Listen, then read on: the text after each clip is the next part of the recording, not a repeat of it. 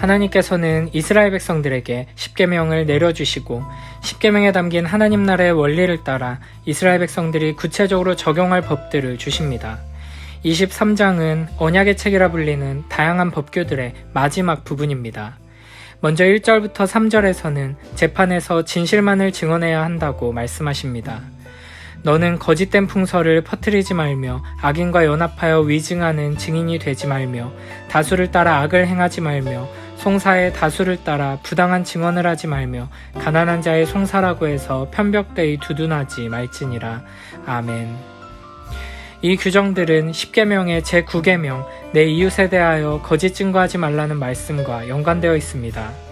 1절에서 거짓된 풍설을 퍼뜨리지 말라고 말씀하시는데 여기서 풍설은 고의적으로 거짓말을 하거나 악의를 가지고 헛소문을 퍼뜨리는 것과는 조금 다른 의미입니다.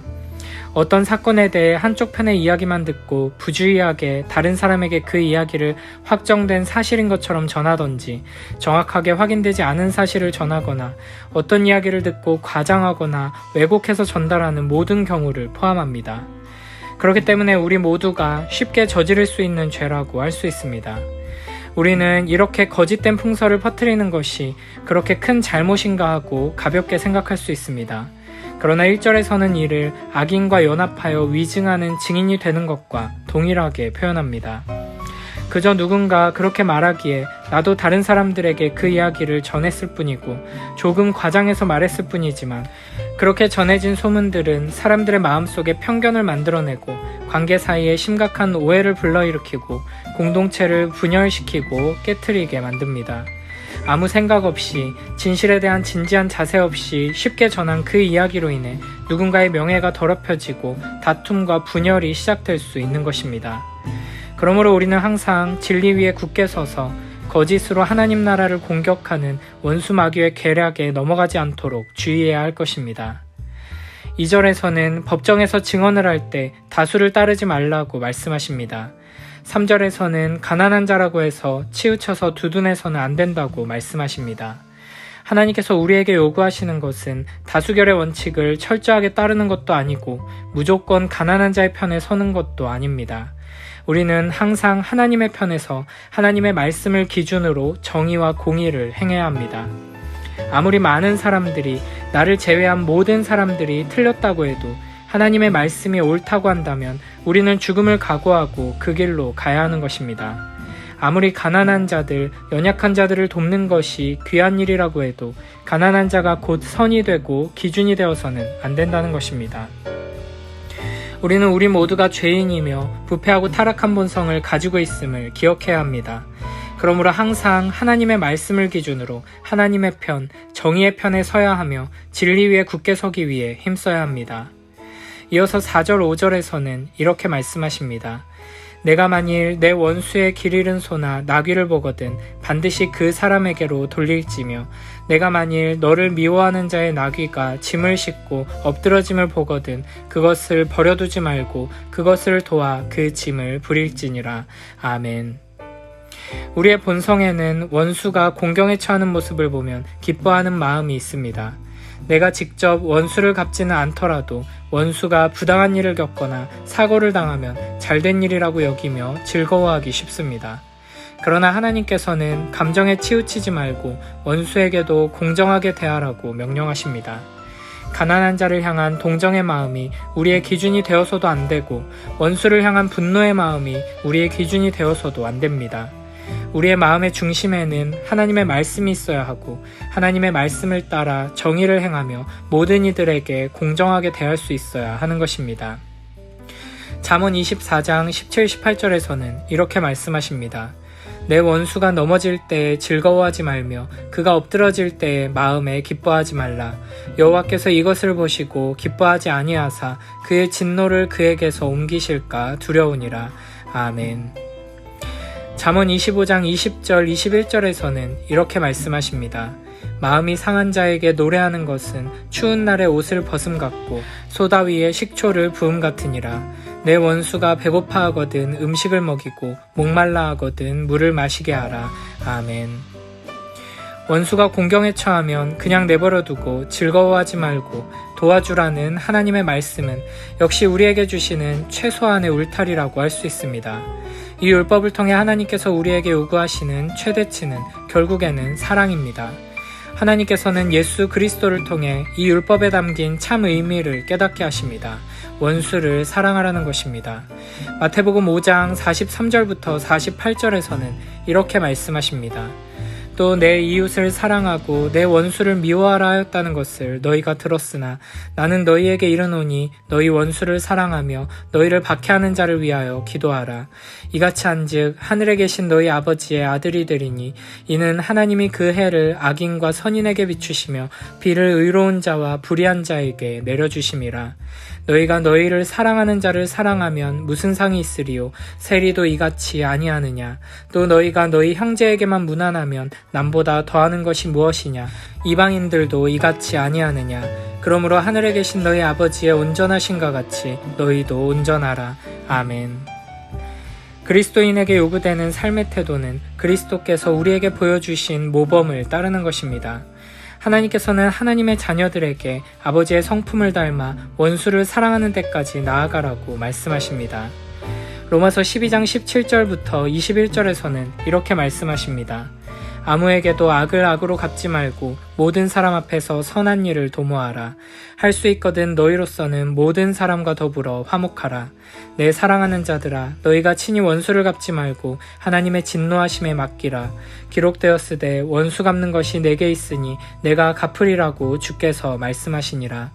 내 원수가 줄이거든 먹이고 목마르거든 마시게 하라. 그리함으로 내가 숯불을 그 머리에 쌓아놓으리라. 악에게 지지 말고 선으로 악을 이기라. 아멘. 십자가의 은혜를 깨닫고 복음의 능력을 힘입어 원수를 사랑하는 복된 자로 자라나는 우리 모두가 되길 축복합니다. 이어서 6절부터 9절에서는 이렇게 말씀하십니다. 너는 가난한 자의 송사라고 정의를 굽게 하지 말며 거짓 일을 멀리하며 무죄한 자와 의로운 자를 죽이지 말라. 나는 악인을 의롭다 하지 아니하겠노라. 너는 뇌물을 받지 말라. 뇌물은 밝은 자의 눈을 어둡게 하고 의로운 자의 말을 굽게 하느니라. 너는 이방 나그네를 압제하지 말라. 너희가 애굽 땅에서 나그네 되었은즉 나그네의 사정을 아느니라. 아멘. 앞서 증인에 대해 말씀하셨다면 여기서는 재판장에 대해 말씀하십니다. 판결의 권한을 가진 사람에게는 더 큰 책임과 의무가 따르게 됩니다.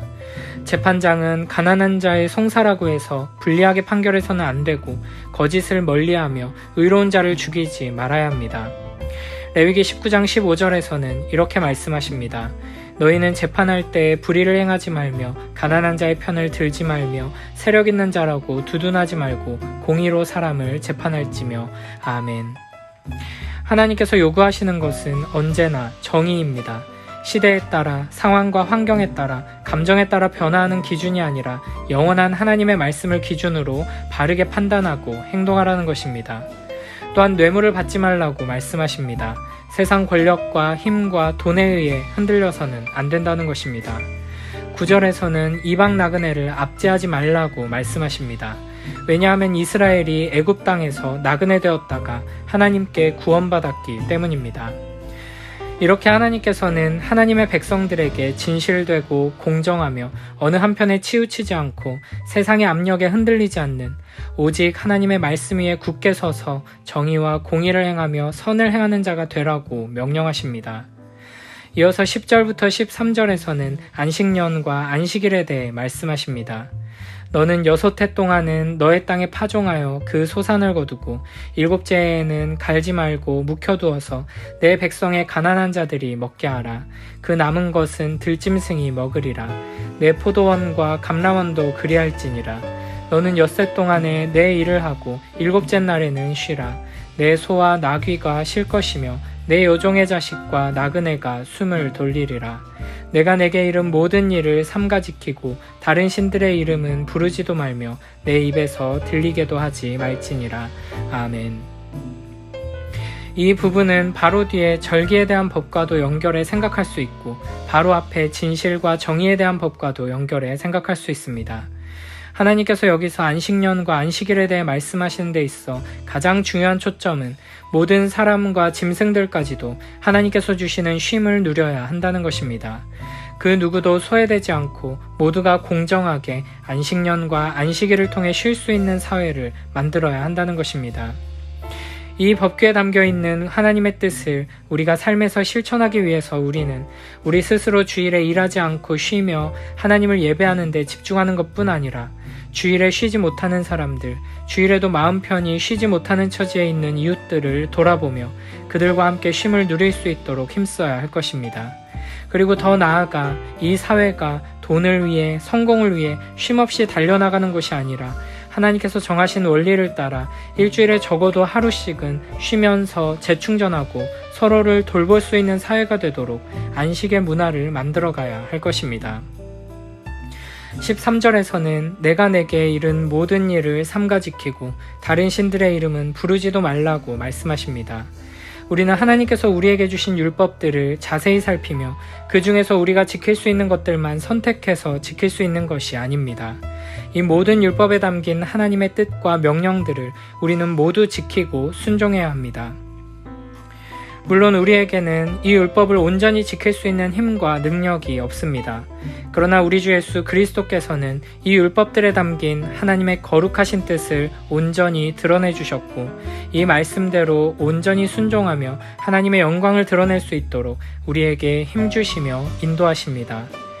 하나님께서 우리에게 이와 같은 율법의 명령들을 말씀하실 때 그 속에는 예수 그리스도의 복음으로 성령의 능력으로 우리를 이 율법에 합당한 자로 완성하고야 말겠다는 하나님의 의지가 담겨 있습니다. 그러므로 우리는 이 말씀들을 하나님의 놀라운 약속으로 우리를 향한 사랑의 선포로 아름다운 축복의 말씀으로 들을 수 있어야 할 것입니다. 이어서 14절부터 19절에서는 1년에 3번의 절기를 지키라고 명령하십니다. 너는 매년 3번 내게 절기를 지킬지니라. 너는 무교병의 절기를 지키라. 내가 내게 명령한 대로 아비벌의 정한 때에 이래 동안 무교병을 먹을지니 이는 그 달에 내가 애굽에서 나왔음이라. 빈손으로 내 앞에 나오지 말지니라.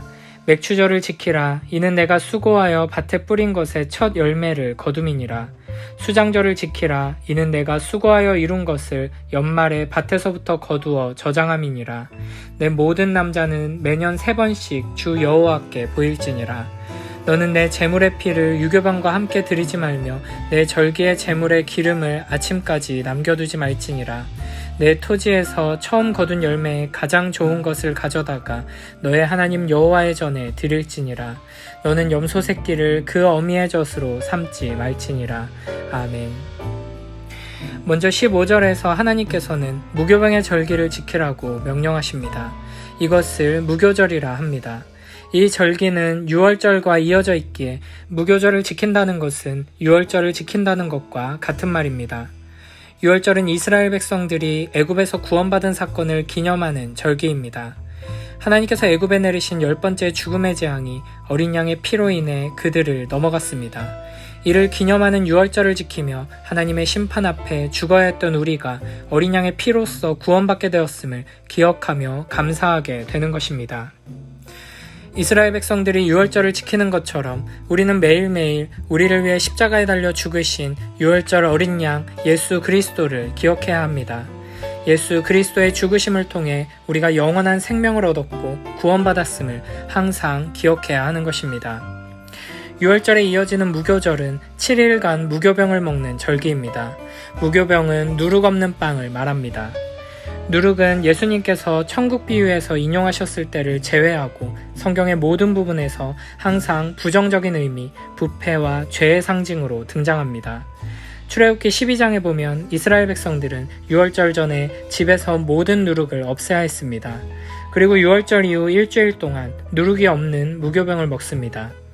하나님께서 구원받은 백성들을 죄 없는 거룩한 삶으로 부르고 계심을 기억하도록 하는 것입니다. 이어서 16절에서는 맥추절을 지키라고 말씀하십니다. 맥추절은 유월절을 지내고 50일이 되는 날이기에 77절 혹은 오순절이라 부르기도 합니다. 이때는 보리 추수가 완료되어 그 풍성한 수확을 감사하는 절기입니다. 이때는 누룩이 있는 유교병을 바치게 됩니다. 이는 하나님의 백성들의 현실을 잘 보여주는 모습입니다. 하나님께서는 하나님의 백성들을 구원해 주시고 거룩한 삶으로 이끄시지만 우리가 처한 현실은 누룩을 완전히 없애지 못한 모습입니다. 그러나 하나님께서는 이처럼 누룩이 섞여 있는 부족한 우리의 삶을 기쁘게 받아주십니다. 물론 이때 누룩 섞인 빵과 함께 흠없는 어린 양 7마리와 어린 숫소 1마리, 순양 2마리가 드려집니다. 이와 같은 희생의 제물 덕에 우리의 여전히 죄 많고 더러운 삶이 하나님께 아름다운 제물로 예배로 드려질 수 있게 되는 것입니다. 우리는 맥추절을 통해서 주님께서 약속하신 대로 성령을 부어주셔서 교회를 세워주셨음을 기억하고 우리의 삶이 언제나 하나님의 신실하시고 풍성한 공급하심으로 살아가게 된다는 것을 기억해야 할 것입니다. 16절에서는 수장절을 지키라고 말씀하십니다. 수장절은 6월절 이후 7개월이 지나 가을에 지키는 절기입니다. 이때는 추수를 완료하고 곡식을 거두어 창고에 저장하는 것을 기념하며 감사하는 절기입니다. 수장절은 초막절이라고도 불리는데 이스라엘 백성이 광야에서 천막을 치고 보냈던 40년의 시간을 기억하는 절기입니다. 이를 통해 하나님께서 광야의 40년 생활 동안 보호하시고 인도하시고 공급하셨음을 기억하는 것입니다. 이를 통해 우리는 하나님의 은혜와 축복이 결코 한 번으로 끝나는 것이 아님을 되새기게 됩니다. 하나님께서는 우리에게 은혜를 베풀어 주시고 더 큰 은혜로 우리를 이끌어 가십니다. 이를 위해 매일매일 크고 작은 은혜와 축복들을 부어주시며 우리와 항상 함께 하시며 우리를 보호하시고 인도하시며 공급해 주십니다. 하나님께서 이스라엘 백성들에게 유월절과 무교절, 맥추절, 곧 오순절, 그리고 수장절과 초막절을 지키라고 하신 것은 그들의 삶의 중심에 예배가 자리 잡도록 하기 위함입니다. 하나님의 백성들이 하나님의 구원하심과 보호하시고 인도하심, 축복하심을 기억하고 바라보고 의지하며 살아가도록 하기 위함입니다. 이 모든 절기가 이제 우리에게 그리스도 안에서 온전히 성취되었습니다. 그러므로 우리는 이 모든 절기의 의미를 매 예배 때마다 매일매일의 삶 속에서 기억하며 붙들어야 합니다. 이 아름다운 복음이 우리의 삶의 중심이 되어 하나님께 영광 돌리는 복된 삶으로 나아가는 우리 모두가 되길 축복합니다.